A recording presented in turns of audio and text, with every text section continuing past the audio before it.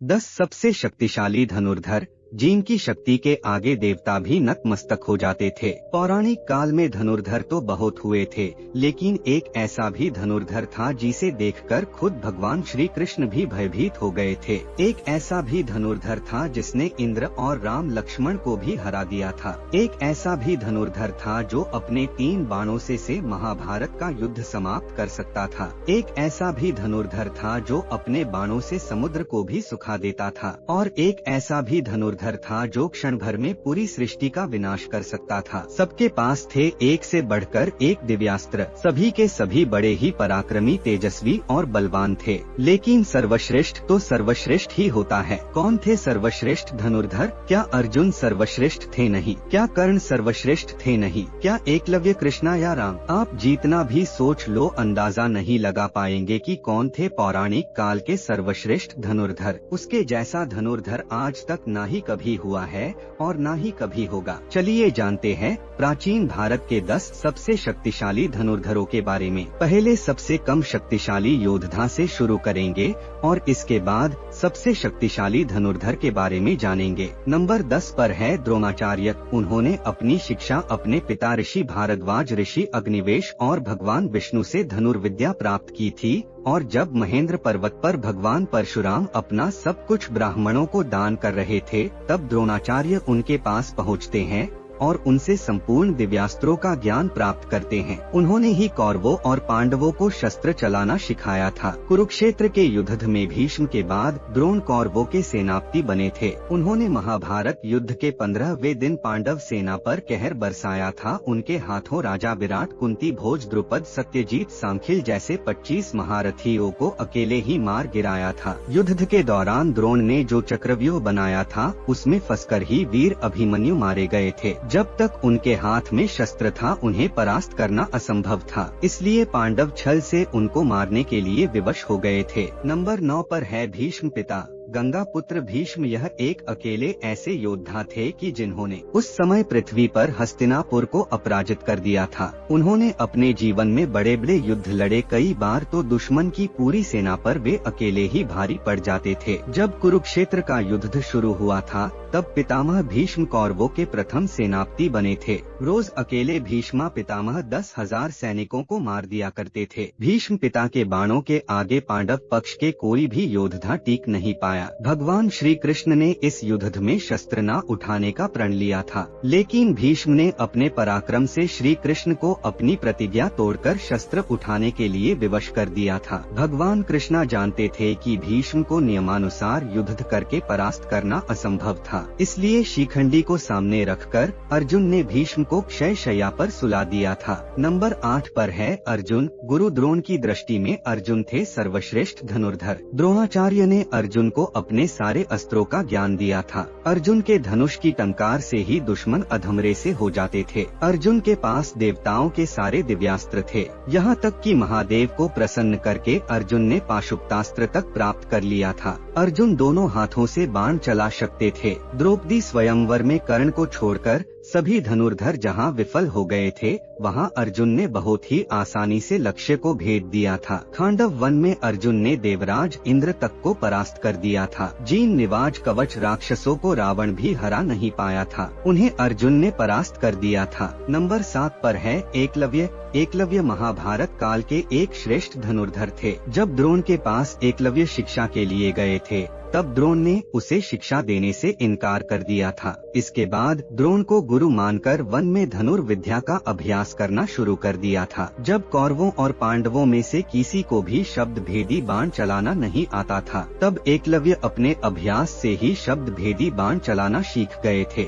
उनकी धनुर्विद्या को देखकर अर्जुन को भी लगने लगा था कि एकलव्य ही सर्वश्रेष्ठ धनुर्धर थे। लेकिन एक समय गुरु दक्षिणा के नाम पर द्रोणाचार्य ने एकलव्य का अंगूठा कटवा दिया था। इसके बाद अंगूठे के बिना एकलव्य बाण चलाना सीख गए थे। दोस्तों, मॉडर्न आर्चरी में अंगूठे के बिना ही बाकी उंगलियों से बाण चलाया जाता है। इसका आविष्कार सबसे पहले एकलव्य ने ही किया था। एकलव्य इतने शक्तिशाली थे कि भगवान श्री कृष्ण को एकलव्य का वध करना पड़ा था। एकलव्य के बारे में भगवान श्री कृष्ण ने कहा था, अगर एकलव्य का अंगूठा न कटा होता तो एकलव्य दूसरा परशुराम बनकर जंगल में घूमता रहता। तब दानव, राक्षस, नानाग देवता कोई भी उसको परास्त नहीं कर पाता, कोई मनुष्य तो उसके सामने खड़ा भी नहीं हो पाता। भगवान श्री कृष्ण ने जिस धनुर्धर की तुलना भगवान परशुराम से किया था वो कितने शक्तिशाली थे वो आप सोच ही सकते हैं। नंबर 6 पर है बारबरीक। भीम के पौत्र बर्बरीक के समक्ष जब अर्जुन तथा भगवान श्री कृष्ण उसकी वीरता का चमत्कार देखने के लिए उपस्थित हुए तब बर्बरीक ने अपनी वीरता का छोटा सा नमूना मात्र ही दिखाया। कृष्ण ने कहा कि यह जो वृक्ष है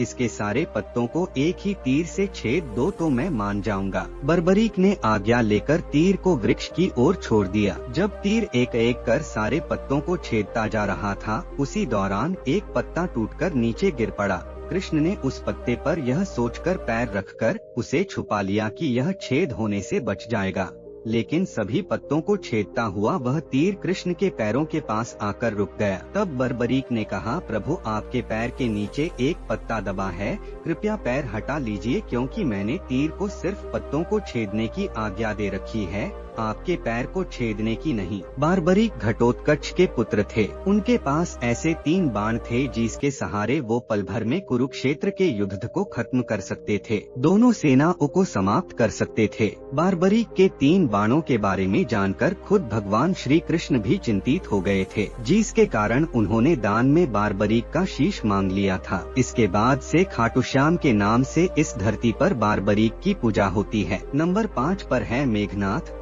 रावण के पुत्र मेघनाथ महावीर थे। उसने ब्रह्मा, विष्णु और महेश को अपनी तपस्या से प्रसन्न कर बंदर प्राप्त किए थे। उसने अपने पराक्रम से उसने देवताओं को परास्त करके देवराज इंद्र को बंदी बना लिया था, जिसके चलते उसका नाम इंद्रजीत पड़ा। उसके पास ब्रह्मास्त्र, वैष्णवास्त्र और पाशुपतास्त्र इन तीनों अस्त्रों का ज्ञान था। लक्ष्मण जी के साथ युद्ध के दौरान उसने लक्ष्मण जी पर ब्रह्मास्त्र और पाशुपतास्त्र चलाया था। उसे लक्ष्मण जी ने शांत कर दिया था, लेकिन युद्ध के दौरान एक समय उसने अपना नागपाश अस्त्र चला दिया था जिसे लक्ष्मण जी और राम जी दोनों को बंदी बना लिया था। उसने उसी युद्ध में लक्ष्मण जी को मूर्छित कर दिया था। मेघनाथ ही रामायण काल के एकमात्र योद्धा है जिसे अति महारथी कहा गया है। नंबर 4 पर है कर्ण। सूर्यपुत्र कर्ण महाभारत काल के एक ऐसे योद्धा थे जिनके पास ऐसे दिव्य कवच और कुंडल थे जिसे किसी भी अस्त्र से भेदा नहीं जा सकता था। इसलिए युद्ध से पहले देवराज इंद्र ने छल से कर्ण का कवच और कुंडल छीन लिया था, लेकिन कवच कुंडल के बिना भी कर्ण महाशक्तिशाली थे। अंतिम युद्ध में जब कर्ण और अर्जुन का आमना सामना हुआ था तब कर्ण ने 11 बार अर्जुन के गांडीव धनुष की प्रत्यंचा को काट डाला था। अर्जुन के ब्रह्मास्त्र को अर्जुन ने साधारण बाणों से ही काट डाला था। इस युद्ध के दौरान कर्ण ने अपने सर्पमुख बाण से अर्जुन को लगभग मार ही डाला था। अगर भगवान श्री कृष्ण तब अर्जुन की रक्षा न करते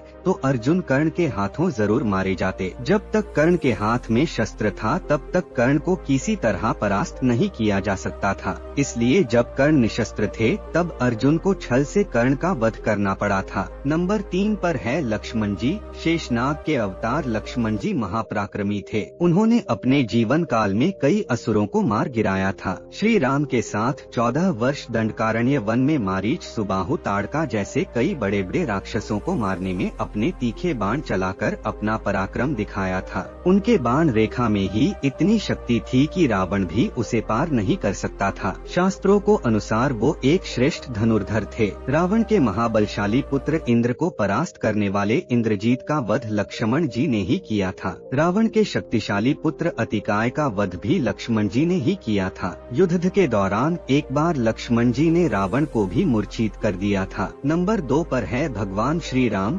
भगवान विष्णु के अवतार मर्यादा पुरुषोत्तम महावीर श्री राम की शक्ति का कोई अंत नहीं था। स्वयंवर में जब वो शिव धनुष पर प्रत्यंचा चढ़ाने गए थे तब उनकी शक्ति से शिव धनुष टूट गया था। ऐसा कोई अस्त्र नहीं था जो श्री राम के पास नहीं था। श्री राम ने मात्रा अपनी 16 वर्ष की आयु में अपने बालों से मारीच और सुबाहु जैसे मायावी राक्षसों का वध किया था। साथ ही सहस्त्र और राक्षसों को भी अपने बालों से मार गिराया था। जब समुद्र ने लंका जाने के लिए श्री राम को मार्ग नहीं दिया तब उन्होंने अपने बाणों से ही समुद्र को सुखाने का विचार किया। श्री राम को धनुष पर बाण का संधान करते देख समुद्र देव भी भयभीत होकर उनके सामने प्रकट हो गए थे। श्री राम ने अपने बाणों से ही महाबलशाली कुंभकर्ण को मार गिराया था और रामायण के युद्ध में उस समय त्रिलोक विजेता लंकापति रावण के भी 10 सिर अपने बाण से काटकर उसकी छाती को भेद कर उसे भी यमलोक में भेज दिया था। नंबर 1 पर है देवों के देव महादेव। संपूर्ण धर्म,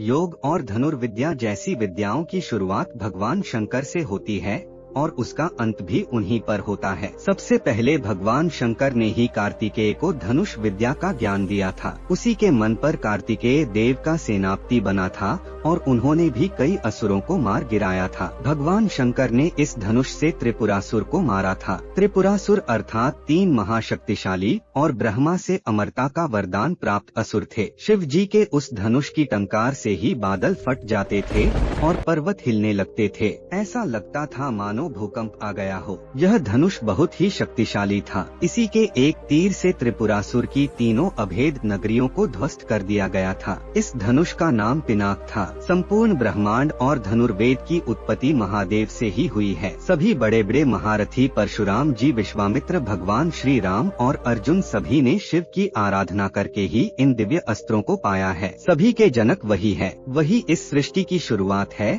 और वो ही इसका अंत है। उनकी शक्ति अनंत है। वो पल पर में ही अपने एक ही बाण से प्रलय तक ला सकते हैं, किसी का भी विनाश कर सकते हैं। इसलिए वो ही सर्वश्रेष्ठ है, ऐसा हमारा मानना है। आपके अनुसार सर्वश्रेष्ठ धनुर्धर कौन थे, जरूर बताना। अगर आप भगवान शिव के सच्चे भक्त हैं, तो हर हर महादेव जरूर लिखिए। आशा करते हैं कि आपको वीडियो अच्छी लगी होगी। आपको हमारा यह प्रयास अच्छा लगता है तो हमारी चैनल को सब्सक्राइब कीजिए, वीडियो को लाइक भी जरूर कीजिए। हर हर महादेव।